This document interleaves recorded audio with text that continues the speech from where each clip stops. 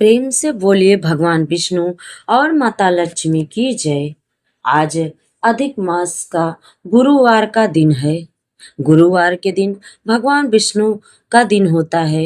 हम बृहस्पतिवार की कथा श्रवण करते हैं। गुरुवार के दिन जो भी सच्चे मन से भगवान विष्णु की पूजा और आराधना करता है, उसकी सभी मनोकामना भगवान विष्णु पूर्ण करते हैं। आइए कथा सुनने से पहले सुनते हैं पुरुषोत्तम मास का महात्म्य। अध्याय 5।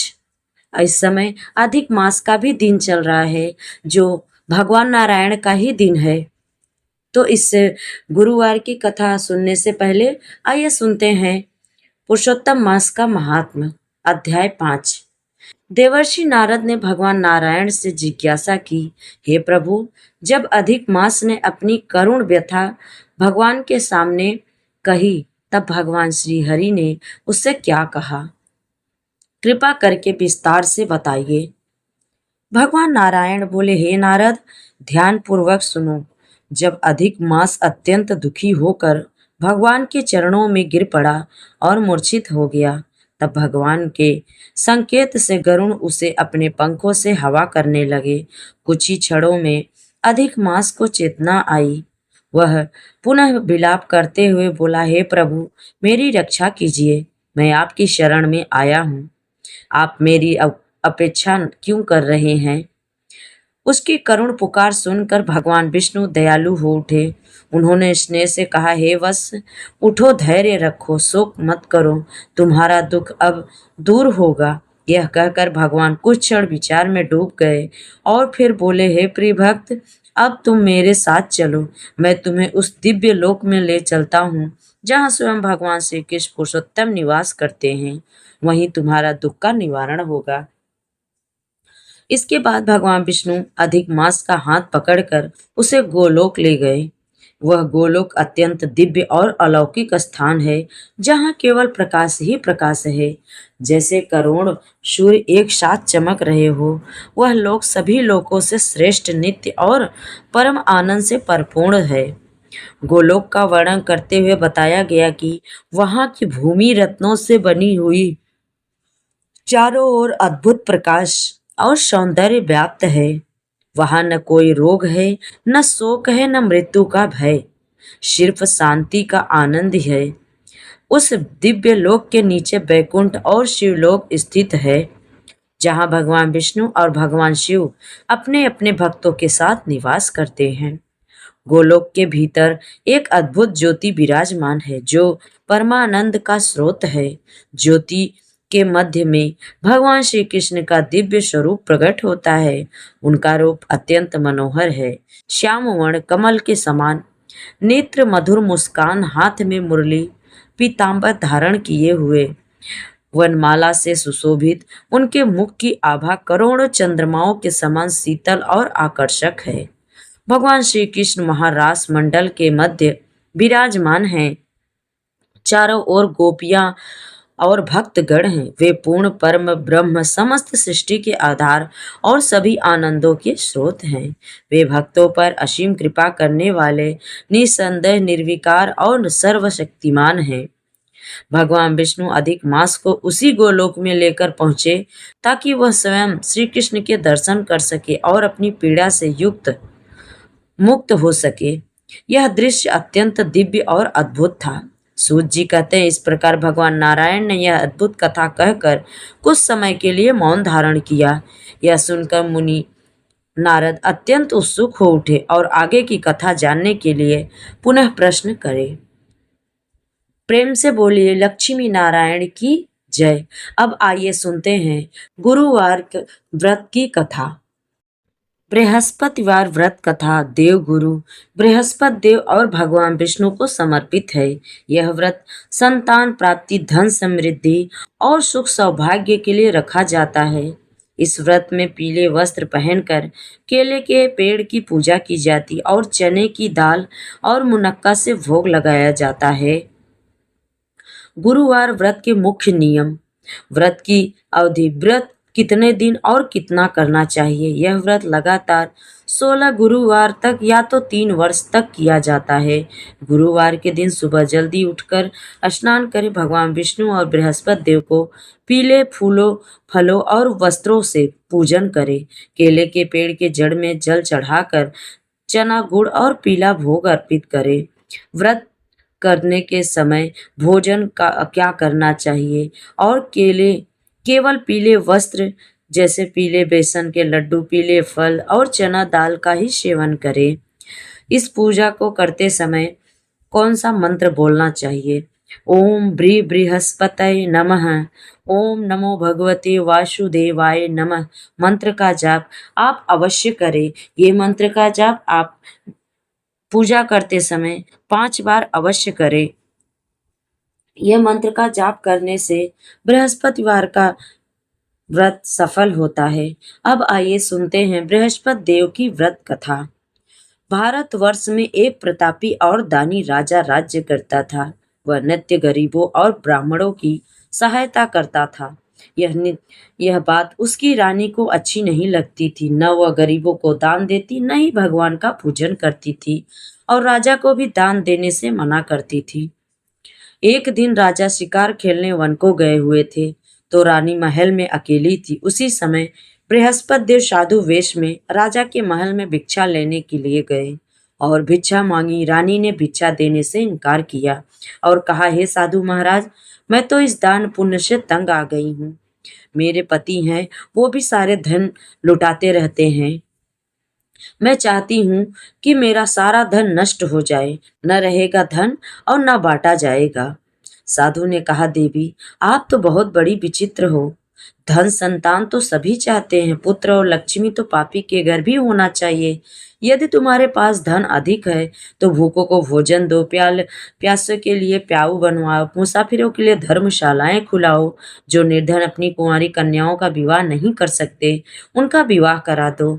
ऐसा और कई काम हैं जिनके करने से तुम्हारा यश लोक परलोक में फैलेगा। परंतु रानी पर उपदेश का कोई प्रभाव न पड़ा।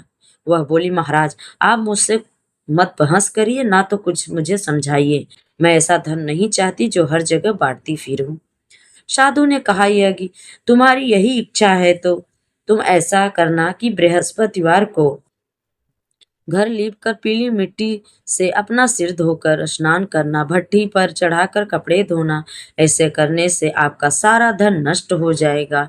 इतना कहकर साधु बने महाराज बृहस्पतिवार वहां से चले गए। साधु के कहने के अनुसार कई बातों को पूरा करते हुए रानी को केवल 3 ही बृहस्पतिवार ही बीते थे और उनकी समस्त धन संपत्ति नष्ट हो गई। भोजन के लिए राजा का परिवार तरसने लगा। तब एक दिन राजा ने रानी से बोला कि हे रानी, तुम यहीं रहो, मैं दूसरे देश को जाता हूँ, क्योंकि यहाँ पर सभी लोग मुझे जानते हैं, इसलिए मैं कोई छोटा कार्य नहीं कर सकता। ऐसा कहकर राजा परदेश चला गया। वहां वह जंगल से लकड़ी काट कर लाता और शहर में बेचता। इस तरह वह अपना जीवन व्यतीत करने लगा। इधर राजा के परदेश जाते ही रानी और दासी दुखी रहने लगी। एक बार जब रानी और दासी को 7 दिन तक बिना भोजन के रहना पड़ा, तो रानी ने अपनी दासी से कहा, हे दासी, पास ही के नगर में मेरी बड़ी बहन रहती है। वह बड़ी धनवान है, तू उसके पास जा और कुछ ले आ, ताकि थोड़ा सा हम लोग का गुजर बसर हो जाए। दासी रानी की बहन के पास गई। उस दिन गुरुवार का दिन था और रानी की बहन उस समय बृहस्पतिवार व्रत की कथा सुन रही थी।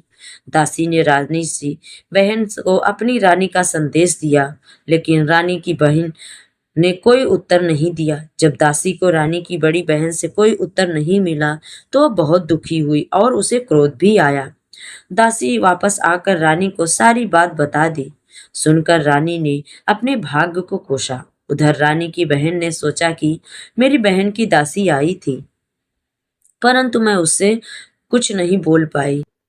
वह बहुत दुखी हुई होगी। कथा सुनकर और पूजा समाप्त करके वह अपनी बहन के घर आई। कहने लगी, हे बहन, मैं बृहस्पतिवार का व्रत कर रही थी। तुम्हारी दासी मेरे घर गई थी, परंतु जब तक कथा होती है तब तक ना तो उठते हैं ना किसी से बात करते हैं, इसलिए मैं नहीं बोली। कहो दासी क्यों आई थी?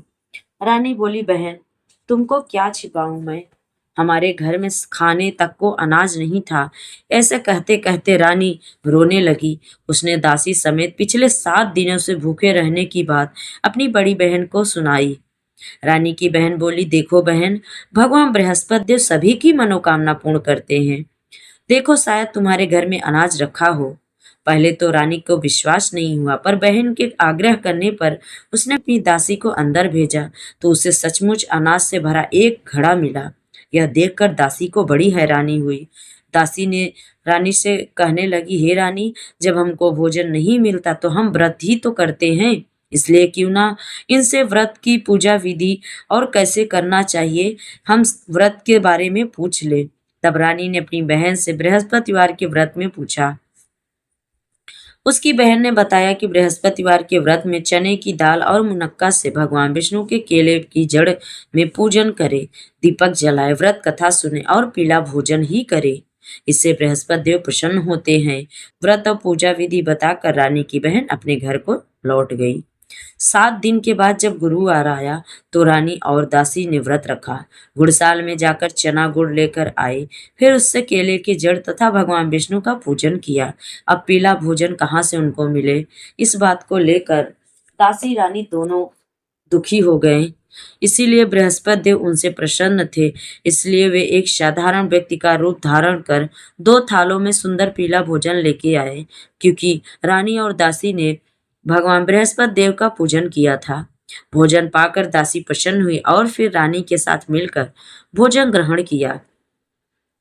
उसके बाद वे सभी गुरुवार को और पूजन करने लगी। बृहस्पति भगवान की कृपा से उनके पास फिर से धन संपत्ति आ गई, परंतु रानी फिर से पहले की तरह आलस्य करने लगी।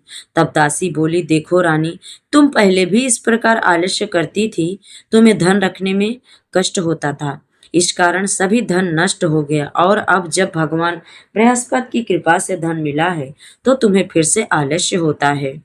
रानी को समझाते हुए दासी कहती है, बड़ी मुसीबतों के बाद हमने यह धन पाया है, इसलिए हमें दान पुण्य करना चाहिए, भूखे मनुष्यों को भोजन कराना चाहिए और धन को शुभ कार्यों में खर्च करना चाहिए, जिससे तुम्हारे कुल का यश बढ़ेगा, स्वर्ग की प्राप्ति होगी और पितृ प्रसन्न होंगे। दासी की बात मानकर रानी अपना धन शुभ कार्यों में खर्च करने लगी, जिससे पूरे नगर में उसका यश फैल गया। अगर आप बृहस्पतिवार का व्रत करते हैं तो श्रद्धा के साथ आरती भी करना चाहिए। इसके बाद प्रसाद बांटकर उसे ग्रहण करना चाहिए। एक दिन राजा दुखी होकर जंगल में एक पेड़ के नीचे आसन जमाकर बैठ गया। वह अपनी दशा को याद करके व्याकुल सा होने लगा। बृहस्पतिवार का दिन था। एकाएक उसने देखा कि एक निर्जन वन में एक साधु प्रकट हुए। वह साधु वेश में स्वयं बृहस्पति देव थे। लकड़हारे के सामने आकर बोले, हे लकड़हारे, इस सुनसान जंगल में तू किस चिंता में बैठा है? लकड़हारे ने दोनों हाथ जोड़कर प्रणाम किया और कहा कि महात्मा जी, आप सब कुछ जानते हैं, मैं क्या कहूँ। यह कहकर रोने लगा और साधु को अपनी जो भी कथा थी सुनाई। महात्मा जी ने कहा, तुम्हारी स्त्री ने बृहस्पति के दिन भगवान बृहस्पति का निरादर किया है, जिसके कारण रुष्ट होकर उन्होंने तुम्हारी यह दशा की है। अब तुम चिंता को दूर करके मेरे कहने पर चलो, तुम्हारे सब कष्ट दूर हो जाएंगे और भगवान पहले से भी अधिक संपत्ति देंगे। तुम बृहस्पति के दिन कथा किया करो, 2 पैसे के चने मुनक्का लाकर उसका प्रसाद बनाओ और शुद्ध जल से लोटे में शक्कर मिलाकर अमृत तैयार करो। कथा के पश्चात अपने सारे परिवार और सुनने वाले प्रेमियों में अमृत और प्रसाद बांटकर आप भी ग्रहण करो। ऐसा करने से भगवान तुम्हारी सभी मनोकामना पूर्ण करेंगे।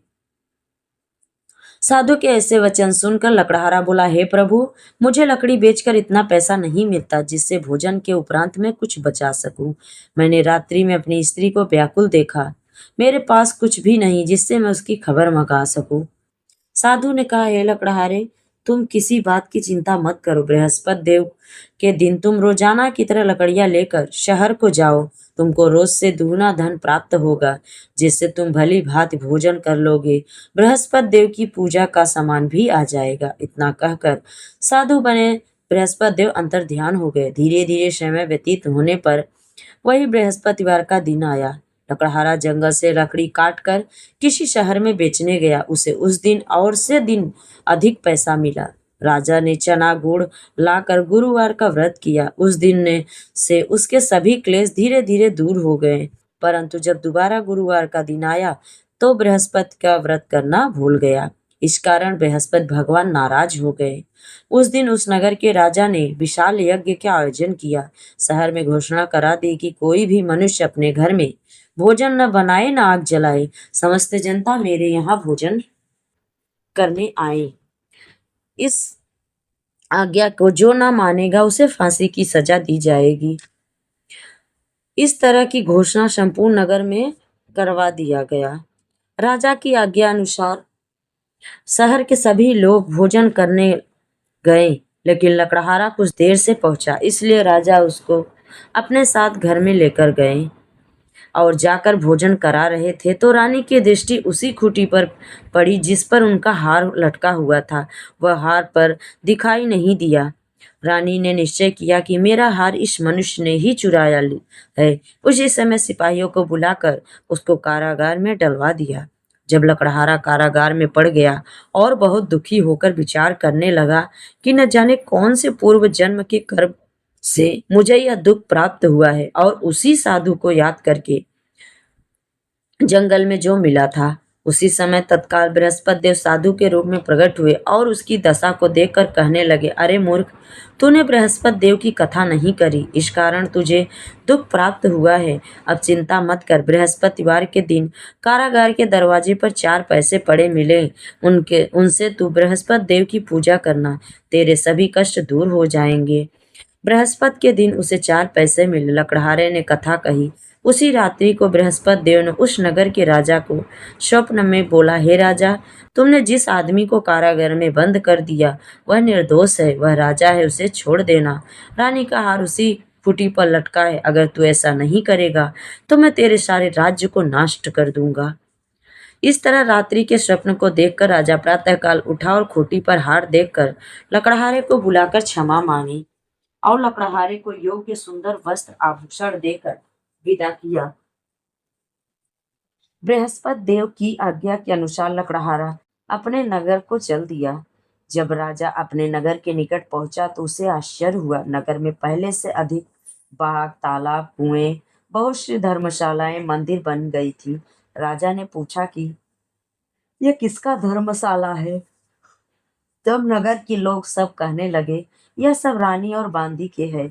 तो राजा को आश्चर्य हुआ और गुस्सा भी आया। जब रानी ने यह खबर सुनी कि राजा आ रहे हैं तो उसने बांदी से कहा कि हे दासी, देख राजा हमको कितनी बुरी हालत में छोड़कर गए थे।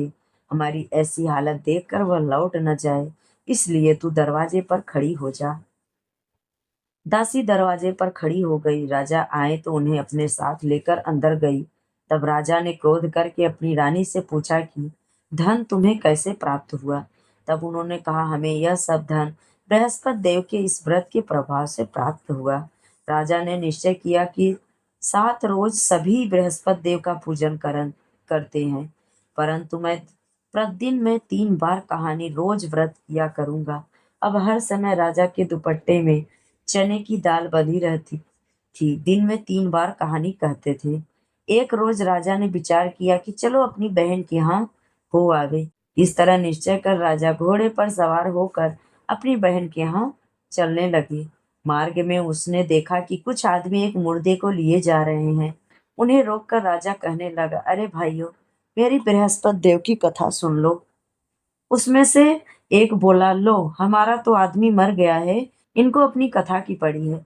परंतु कुछ आदमी बोले, अच्छा कहो, हम तुम्हारी कथा अवश्य सुनेंगे।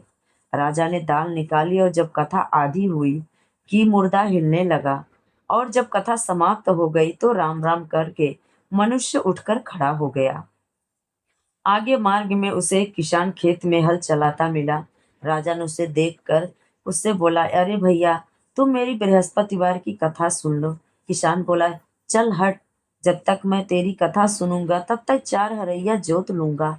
जा अपनी कथा अपनी और किसी को सुनाना। इस तरह राजा आगे चलने लगा। राजा के हटते ही बैल पछाड़ खाकर गिर गए और किसान के पेट में बड़ी जोर से दर्द होने लगा। जब उस की माँ रोटी लेकर आई, उसने जब यह देखा तो अपने पुत्र से सब हाल पूछा। बेटे ने सभी हाल कह दिया तो बुढ़िया दौड़ी दौड़ी उस घुड़सवार के पास गई और उससे बोली कि मैं तेरी कथा सुनूंगी, तो अपनी कथा मेरे खेत पर चलकर ही कहना। राजा ने बुढ़िया के खेत पर जाकर कथा कही, जिसके सुनते ही वह बैल उठ खड़े हुए और किसान के पेट का दर्द भी बंद हो गया। राजा अपनी बहन के घर पहुंचा। बहन ने भाई की खूब मेहमानी की। दूसरी रोज प्रातः काल राजा जगा तो यह देखने लगा कि सब लोग भोजन कर रहे हैं। राजा ने अपनी बहन से कहा, ऐसा कोई मनुष्य है बहन जिसने भोजन नहीं किया हो? मेरी बृहस्पतिवार की कथा सुन ले। बहन बोली, हे भैया, यह देश ऐसा है कि पहले सब यहाँ भोजन करते हैं, उसके बाद और काम करते हैं। अगर कोई पड़ोस में हो तो देख आऊं। ऐसा कहकर देखने चली गई, परंतु उसे कोई ऐसा व्यक्ति नहीं मिला जिसने भोजन नहीं किया हो। वह एक कुमार के घर गई जिसका लड़का बीमार था। उसे मालूम हुआ कि उनके यहाँ 3 दिन से किसी ने भोजन नहीं किया है। रानी ने अपने भाई की कथा सुनने के लिए कुमार से कहा। वह तैयार हो गया। राजा ने जाकर बृहस्पतिवार की कथा कही, जिसको सुनकर उसका लड़का ठीक हो गया। अब तो राजा की प्रशंसा होने लगी। एक रोज राजा ने अपनी बहन से कहा, हे बहन, हम अपने घर को जाएंगे, तुम भी तैयार हो जाओ। राजा की बहन ने अपनी सास से कहा। सास ने कहा, हाँ चली जा, परंतु अपने लड़के को मत ले जाना, क्योंकि तेरे भाई को कोई भी औलाद नहीं है। बहन ने अपने भाइयों से कहा, हे भैया, मैं तो चलूंगी पर कोई बालक नहीं जाएगा। राजा बोला, जब कोई बालक नहीं जाएगा तब तू ही क्या करेगी जाके? बड़े दुखी मन से राजा अपने नगर को लौट आया। राजा ने अपनी रानी से कहा, हम निर्वंशी है, हमारा मुंह देखने का धर्म नहीं है और भोजन नहीं किया सो गया। रानी बोली, हे प्रभु बृहस्पति देव ने हमें सब कुछ दिया है, वह हमें औलाद अवश्य देंगे। रानी उसी रात को बृहस्पति देव ने राजा के से स्वप्न में कहा, हे राजा उठ, सभी सोच त्याग दे, तेरी रानी गर्भ से है। राजा की यह बात सुनकर बड़ी खुशी हुई। 9वें महीने में उनके गर्भ से एक सुंदर पुत्र पैदा हुआ। तब राजा बोले, हे रानी, स्त्री बिना भोजन के रह सकती पर बिना कहे नहीं रह सकती। जब मेरी बहन आवे तुम उससे कुछ मत कहना। रानी ने सुनकर हाँ कर दिया। जब राजा की बहन ने यह शुभ समाचार सुना तो वह बहुत खुश हुई और बधाई लेकर अपने भाई के यहाँ आई। तभी रानी ने कहा, घोड़ा चढ़ के तो आई नहीं, गधा चढ़ आई। राजा की बहन बोली, भाभी, मैं इस प्रकार नहीं कहती तो तुम्हें औलाद कैसे मिलता? बृहस्पति देव ऐसे ही हैं, जैसी जिसके मन में कामनाएं हैं सभी को पूर्ण करते हैं। जो सद्भावना पूर्वक बृहस्पतिवार का व्रत करता है और कथा पढ़ता है अथवा सुनता है, दूसरों को सुनाता है, बृहस्पति देव उसकी सभी मनोकामना पूर्ण करते हैं। प्रेम से बोलिए बृहस्पति देव की जय।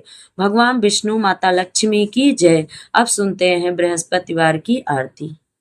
जय बृहस्पति देवा, स्वामी जय बृहस्पति देवा। चिन चिन भोग लगाऊं, कदली फल मेवा। ओम जय बृहस्पति देवा। तुम पूर्ण परमात्मा, तुम अंतर्यामी, स्वामी तुम अंतर्यामी। जगत पिता जगदीश्वर, तुम सबके स्वामी। ओम जय बृहस्पति देवा। चरणामृत निज निर्मल, सब पातक हरता। सकल मनोरथ दाय, कृपा करो भरता। ओम जय बृहस्पति देवा। तन मन धन अर्पण, जो जन शरण पड़े। प्रभु प्रगट तब होकर, आकर द्वार पड़े। ओम जय बृहस्पति देवा। दीन दयाल दयानिधि, भक्तन हितकारी। पाप दोष सब हरता भव बंधन हारी। ओम जय बृहस्पति देवा सकल मनोरथ दायक सब संशय तारो। विषय विकार मिटाओ संतन सुखकारी। ओम जय बृहस्पति देवा जो कोई आरती तेरी प्रेम सहित गावे। जेठानंद आनंद सो निश्चय पावे। ओम जय बृहस्पति देवा। स्वामी जय बृहस्पति देवा। सब बोलो प्रेम से जय बृहस्पति देवा। प्रेम से बोलिए भगवान विष्णु की जय। अगर आप सभी को पुरुषोत्तम मास की भी कथा सुननी है और श्रीमद् भागवत की कथा सुननी है तो आप हमारे चैनल को सब्सक्राइब करके प्रेम पूर्वक सुन सकते हैं। अगर आप सबको सभी कथाएं अच्छी लगे तो लाइक शेयर और चैनल को सब्सक्राइब जरूर करिएगा। कमेंट में जय लक्ष्मी नारायण जरूर लिखें। जय श्री हरि।